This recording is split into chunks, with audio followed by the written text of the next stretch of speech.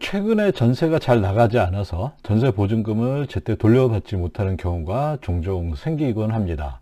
그래서 전세 보증 보험에 드는 경우도 있고요. 또는 전세권을 설정하는 경우도 있다고 하던데요. 오늘은 이 전세권이 무엇인지 좀 알아보려고 합니다.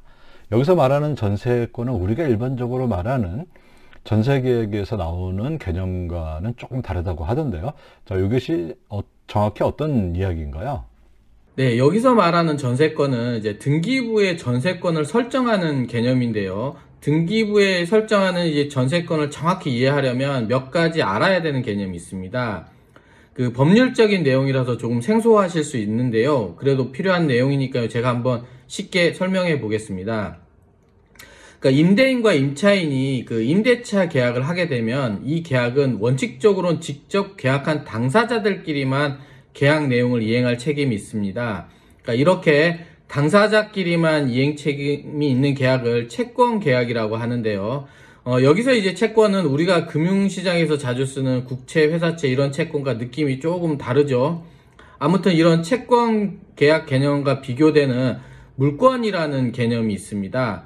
이 물권은 채권 계약과 달리 계약 당사자뿐 아니라 제3자에게도 이 물건에 관한 내용을 이행하라고 주장할 수 있습니다. 이 3자에게 계약 내용을 주장하는 것을 3자에게 대항할 수 있다고 해서 대항력이라고 하는데요.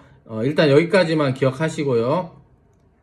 다시 이제 임대차 계약으로 가서요. 임대차 계약의 문제점은 임대차 계약의 속성이 채권 계약이기 때문에 만약 임대인이 집을 다른 사람에게 팔고 가버리고 새로운 집주인이 와서 임차인에게 나가라고 하면 채권 계약의 법리로 생각하면 임차인은 집을 비워줘야 합니다. 즉 대항력이 없습니다. 그 임차인은 집을 비워줘야 하고 보증금은 원래 계약했던 집주인을 찾아가서 돌려받아야 하는 것입니다. 그러니까 계약 기간을 지키지 못해서 임차인이 손해본 부분이 있다면 손해배상을 청구할 수도 있을 텐데요. 아무튼 손해배상이든 보증금을 돌려받는 경우든 임대차 계약을 직접 체결한 전 집주인을 찾아가서 해결해야 합니다. 그런데 사실 이런 상황이 생기면 집주인을 찾기도 어렵고 좀 문제가 많겠죠. 그래서 이런 임대차 계약을 체결할 때 이런 당황스러운 상황을 방지하기 위해선 제3자에게도 자신의 임대차 계약을 주장할 수 있게 이렇게 만들어야 하는데요. 임대차 계약을 물건으로 만들면 됩니다. 임대차 계약 내용이 물건이 되면 이제 제3자, 그러니까 새로운 집주인에게도 자신의 임대차 계약 내용을 주장할 수 있게 됩니다.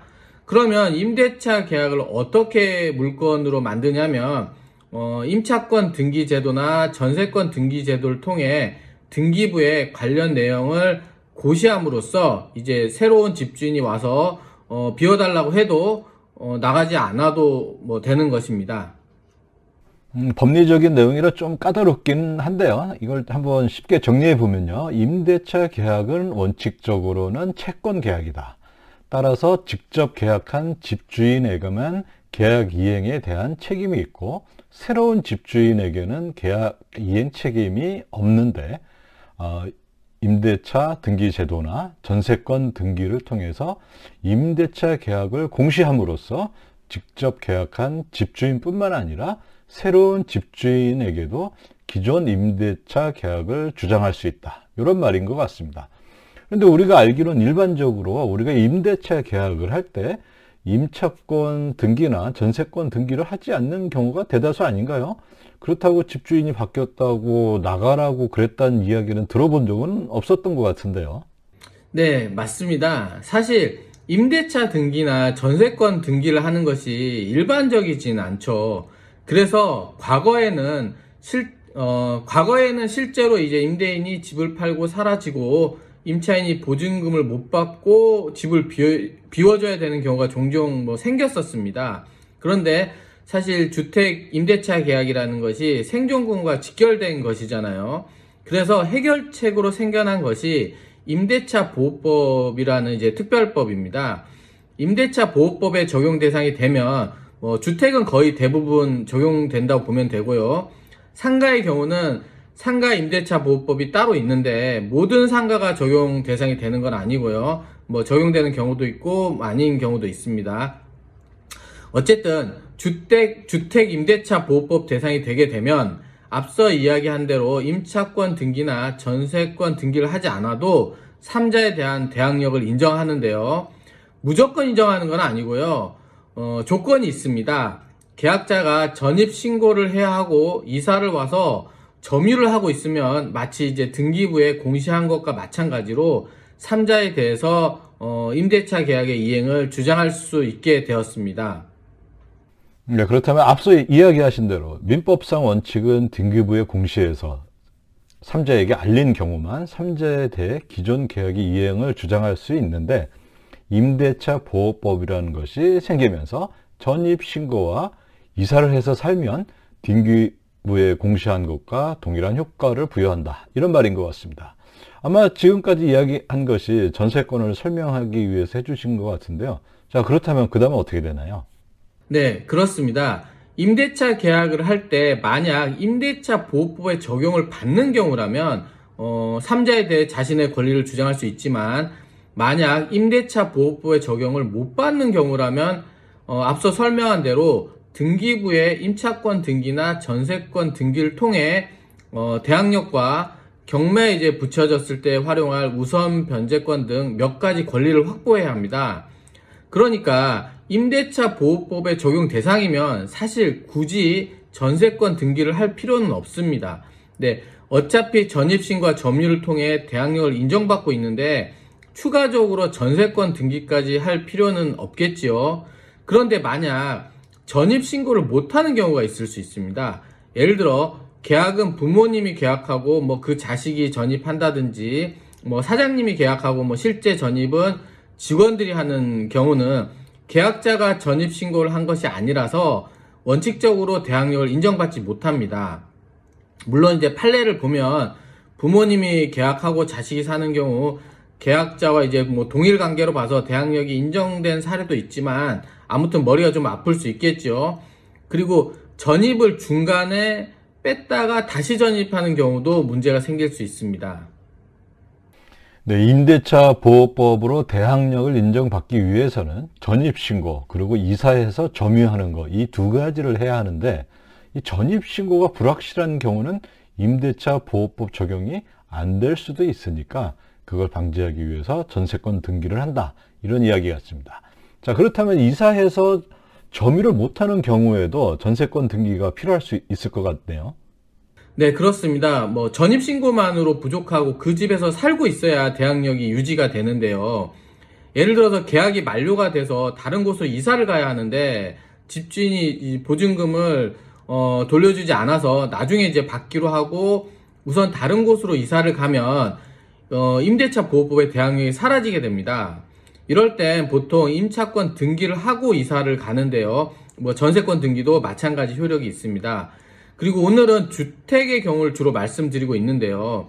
주택의 경우는 주거용이면 모두 주택 임대차 보호법 대상이 되지만 상가의 경우는 환산보증금이 뭐 기준액을 초과한다든지 뭐 영업용으로 사용하지 않는 뭐 공장이라든지 몇 가지 경우에는 상가 임대차 보호법의 일부만 적용되고 일부는 적용되지 않습니다. 예를 들어 우선 변제권이라고 경매 시 배당에 참여할 수 있는 순위가 있는데요.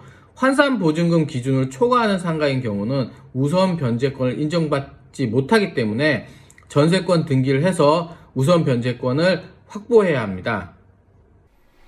네, 이거 아주 중요한 얘기 같습니다. 그러니까 임대차 보호법의 적용을 못 받는 경우, 즉 전입신고를 하기가 어렵다든지 또는 이사를 해서 계속 그 집에서 사는, 다시 말하자면 점유를 하기가 어렵다든지 상가의 경우에는 환산 보증금이 기준 금액을 초과한다든지 이런 경우에는 전세권 설정 등기를 함으로써 제3자에 대해 자신의 권리를 주장할 수 있다. 이런 이야기였습니다. 어떤 경우는 해야 하는지는 알 것 같고요. 자, 그런데 이 전세권 설정에 어떤 단점이 있을까요? 네, 경매가 진행된 경우에 전세권 설정에 단점이 있습니다. 그 전세권을 설정할 경우 전세권의 범위를 특정하는데요. 당연히 전세권은 설정한 범위에만 미치겠죠. 그래서 만약 단독주택 같은 경우 전세권을 주택에만 설정하는데요. 참고로 이제 단독주택은 집합건물과 달리 토지와 주택이 개별 등기가 되어 있고 각각 따로 매매도 가능합니다. 물론 대부분 같이 매매를 하겠지만요. 아무튼 주택의 전세권을 설정했는데 경매가 진행되면 토지 매각 가격에서는 우선 변제권을 주장할 수가 없습니다. 임대차 보호법으로 대항력을 인정받게 되면 토지 매각 대금에서도 동일하게 배당을 받을 수 있는 데 비해서 단점이라고 볼 수 있겠지요. 그래서 사실 민법상 전세권과 임대차 보호법의 대항력을 동시에 가지고 있다면 임대차 보호법상의 임차인의 권리로서 경매를 진행하는 것이 더 좋습니다. 그리고 그 전세권으로 경매를 신청하는 경우에는 또 다른 단점이 하나 있는데요. 조금 복잡한 이야기라서 다음에 기회가 되면 자세히 설명할 텐데요. 간단히만 말씀드리면 선순위 전세권이라고 해도 전세권으로 경매 신청을 하게 되면 낙찰 대금에서 전액 그 배당을 받지 못해도 나머지 금액을 낙찰자가 인수하지 않습니다. 그러니까 낙찰가가 충분하지 않다면 전세권 설정 금액을 다 배당받지 못할 수가 있는데요. 이에 반해 선순위 임차인의 권리로 경매를 진행하면 경매 그 배당 과정 중에 전액 배당을 받지 못하면 낙찰자가 나머지 보증금을 인수하기 때문에요. 두 가지 권리가 다 있다면 전세권보다는 임대차 보호법상의 임차인의 권리로 경매를 신청하는 것이 더 유리합니다. 네. 전세권을 설정한다 이런 말 가끔 듣기는 했는데요. 정확한 의미가 모르는 경우가 많았을 것 같습니다. 오늘 법적인 내용이 많아서 약간 까다로운 내용이었는데요. 근데 이거 살다 보면 굉장히 요긴하게 써먹을 경우가 있을 것 같습니다. 앞서 이야기한 대로 사장이 계약하고 직원들이 전입하는 경우처럼 전입자와 계약자가 다른 경우나 또는 요거는 많이 발생하는 것 같은데 중간에 이사를 가야 하는 경우나 또 환산 보증금 기준을 초과하는 상가를 임차하는 경우 이런 경우에는 전세권 설정이 필요한 때가 많은 것 같은데요. 오늘 또 이거 중요한 거 잘 배웠으니까 다음에 살다 보면 필요한 사항이 올 때 잘 활용해 보시길 바라겠습니다. 네, 오늘도 수고 많으셨습니다.